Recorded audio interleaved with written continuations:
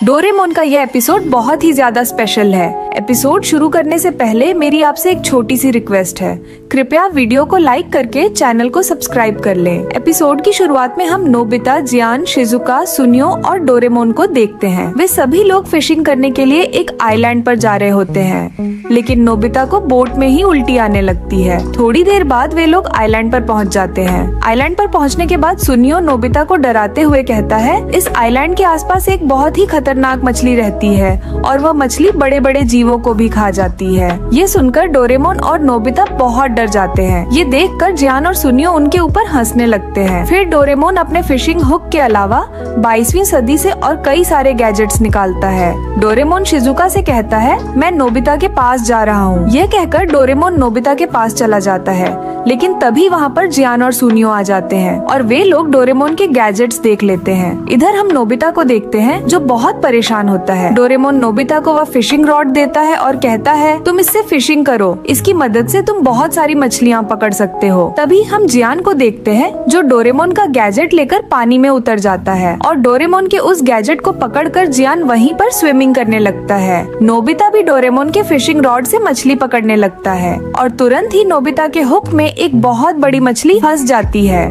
Nobita अकेले ही उस मछली को बाहर नहीं खींच पा रहा था, इसलिए डोरेमोन भी उसकी मदद करने लगता है। लेकिन वह मछली इतनी ताकतवर होती है कि वह डोरेमोन और नोबिता को अपने साथ खींच ले जाती है। वह मछली नोबिता और डोरेमोन को लेकर सीधा जियान के पास चली जाती है और डोरेमोन के उस गैजेट से टकराती है, जिससे कि डोरेमोन का वह गैजेट ब्लास्ट हो जाता है। जिसके बाद हम देखते हैं कि डोरेमोन बेहोश हो जाता है। इधर हम शिजुका को देखते हैं जो खाने की तैयारी कर रही होती है। फिर हमें जियान को दिखाया जाता है। जियान किनारे पर है और वहीं पर डोरेमोन के गैजेट के टुकड़े पड़े हुए होते हैं। डोरेमोन उसे कहता है, मैं कोई रैकून डॉग नहीं हूँ और तुम मुझे नहीं खा सकते हो, मैं एक रोबोट हूँ।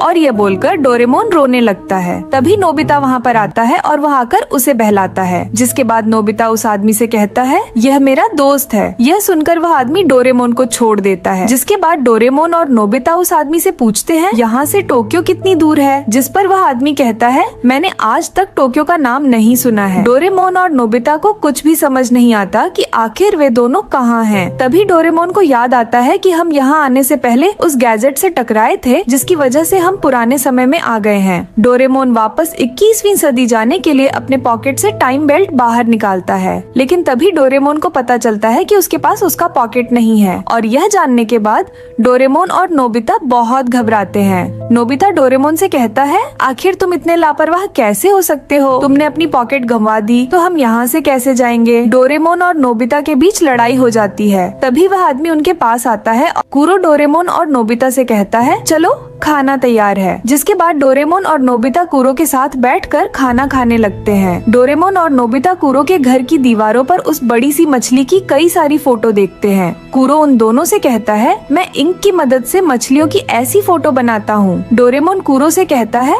आप हमेशा से यहीं पर थे? जिस पर कुरो कहता है, नहीं, दरअसल मेरा असली घर कहीं और है और मैं एक दिन इस आइलैंड पर आकर फंस गया था और तभी से मैं इसी आइलैंड पर फंसा हुआ हूँ। खाना खाने के बाद रात हो जाती है और कुरो और नोबिता सो जाते हैं, लेकिन डोरेमोन समुंदर में अपने पॉकेट को ढूंढ रहा होता है। बहुत ढूंढने के बाद भी डोरेमोन को उसका पॉकेट नहीं मिलता है, लेकिन फिर भी डोरेमोन कहता है, मैं हार नहीं मानूंगा, मैं अपने पॉकेट को ढूंढ कर ही रहूंगा। और ये बोलकर डोरेमोन समुंदर के और नीचे जाने लगता है। तभी हम उस बड़ी सी मछली को देखते हैं जो अचानक डोरेमोन पर हमला कर देती है। का पीछा नहीं छोड़ रहा होता है। तभी एक तीर उस मछली पर लगता है। इस वजह से डोरेमोन उससे बच जाता है और वापस आइलैंड में आ जाता है। तभी उसके पास कुरो आता है और कहता है, आखिर तुम यहाँ पर क्या कर रहे थे? डोरेमोन कुरो से कहता है, मैं अपनी एक कीमती पॉकेट ढूंढ रहा था, लेकिन अचानक से ही ये मॉन्स्टर फिश मेरे पीछे पड़ गया। डोरेमोन और कुरो एक दूसरे से बात कर रहे होते हैं। तभी वो मॉन्स्टर फिश पानी से बाहर आता है और डोरेमोन को उस मछली के पेट में अपनी पॉकेट दिख जाती है। डोरेमोन जैसे ही अपनी पॉकेट देखता है, वह उसे लाने के लिए जाने लगता है, लेकिन तभी कुरो उसे कहता है, तुम उस मॉन्स्टर फिश से अपनी पॉकेट नहीं ला सकते हो, क्योंकि अगर तुम उसके पास जाओगे तो वह तुम्हें खा लेगा। और ये बोलकर कुरो वहाँ से जाने लगता है। डोरेमोन कुरो से रिक्वेस्ट करते हुए कहता है, प्लीज मुझे मेरा पॉकेट दिला दो, वह पॉकेट मेरे लिए बहुत ही ज्यादा जरूरी है और अगर वह पॉकेट मुझे मिल गई तो मैं तुम्हें तुम्हारे घर भी पहुँचा पाऊंगा। ये सुनकर कुरो डोरेमोन से कहता है,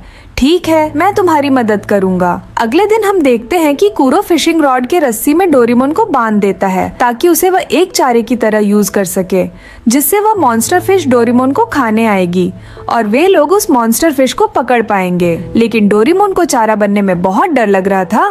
तभी वहाँ पर नोबिता आता है और कहता है, आखिर यहाँ पे क्या हो रहा है? डोरेमोन नोबिता से कहता है, कूरो मुझे एक चारे की तरह यूज करना चाहता है ताकि हम मॉन्स्टर फिश को पकड़ सकें, लेकिन अगर मैं नीचे गया तो वह मॉन्स्टर फिश मुझे खा लेगा। डोरेमोन की ये बात सुनकर कूरो कहता है, अगर तुम्हें चारा नहीं बनना है तो ठीक है, मैं यहाँ से जा रहा हूँ और तुम्हें तुम्हारी पॉकेट भी नहीं मिलेगी। ये सुनकर डोरेमोन मजबूरन चारा बनने के लिए तैयार हो जाता है और फिर वह उतनी ऊंचाई से समुद्र में कूद जाता है। लेकिन अचानक से ही कूरो से फिशिंग रॉड छूट जाती है और डोरेमोन सीधा एक पत्थर से जाकर टकरा जाता है। इसके बाद हमें समुद्र का दृश्य दिखाया जाता है जहाँ पर नोबिता समुद्र के किनारे से मछली पकड़ रहा होता है, लेकिन नोबिता ने अभी तक एक भी मछली नहीं पकड़ी थी। तभी वहाँ पर कूरो आता है और वह नोबिता से कहता है, डोरेमोन बहुत थक गया है और वह अभी सो रहा है। जिसके बाद कूरो नोबिता से फिशिंग रॉड ले लेता है और तुरंत ही मछली पकड़ लेता है। वे दोनों मछली लेकर वापस घर आ जाते हैं।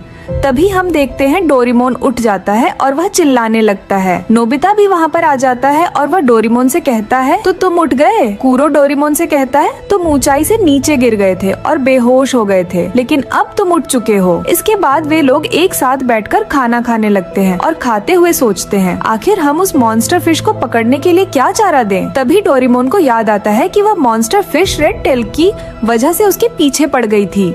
डोरेमोन कहता है, शायद वह मॉन्स्टर फिश रेड कलर की चीज को देखकर आकर्षित होती है। ये सुनकर नोबिता अपने पास से एक रेड कलर की टॉय बाहर निकालता है। डोरेमोन नोबिता से कहता है, शायद हम इसकी मदद से उस मॉन्स्टर फिश को पकड़ सकते हैं। फिर वे तीनों रात के अंधेरे में ही बोर्ड लेकर उस मॉन्स्टर फिश को पकड़ने के लिए समुद्र में आ जाते हैं। फिर नोबिता हुक को पानी में फेंक देता है और उस मॉन्स्टर फिश का इंतजार करने लगता है। थोड़ी देर तक इंतजार करने के बाद वह मॉन्स्टर फिश नोबिता के हुक में फंस जाती है, लेकिन वह मॉन्स्टर फिश इतनी ज्यादा पावरफुल होती है कि वह अपने साथ उन तीनों को बहुत ही आसानी से खींच रहा होता है। लेकिन नोबिता भी उस फिशिंग रॉड को नहीं छोड़ रहा होता है। कभी नोबिता की फिशिंग रॉड की रस्सी टूट जाती है और वह मॉन्स्टर फिश भाग जाती है। डोरेमोन इस बार भी उस मॉन्स्टर फिश को पकड़ने में नाकाम हो जाता है, इसलिए वह बहुत गुस्से में आ जाता है और कहता है, मैं अपने आप को चारा बनाने के लिए तैयार हूँ। मैं किसी भी हाल में उस मॉन्स्टर फिश को पकड़ कर ही रहूंगा। ये बोलने के बाद डोरेमोन अपने आप को रस्सी में बांध लेता है और फिर कूरो से कहता है, मैं समुद्र में कूदूंगा और जैसे ही वह मॉन्स्टर फिश मुझे खाने के लिए आए तो तुम इस रस्सी की मदद से उस मॉन्स्टर फिश को ऊपर खींच लेना। यह बोलकर डोरेमोन सीधे समुद्र में कूद जाता है। तभी वह मॉन्स्टर फिश डोरेमोन को देखकर वहाँ पर आ जाती है। डोरेमोन जानबूझकर उस फिश के मुंह में चला जाता है और तभी नोबिता उस रस्सी का कार देता है, जिससे वह फिश ऊपर हो जाती है। वे लोग उस मॉन्स्टर फिश को बाहर निकालने में सफल हो जाते हैं। जैसे ही वह फिश बाहर आती है तभी कूरो बहुत सारा इंक लेकर वहाँ पर आता है और वह सारे इंक को उस मॉन्स्टर फिश के ऊपर डाल देता है ताकि वह उसका एक अच्छा पेंटिंग बना सके।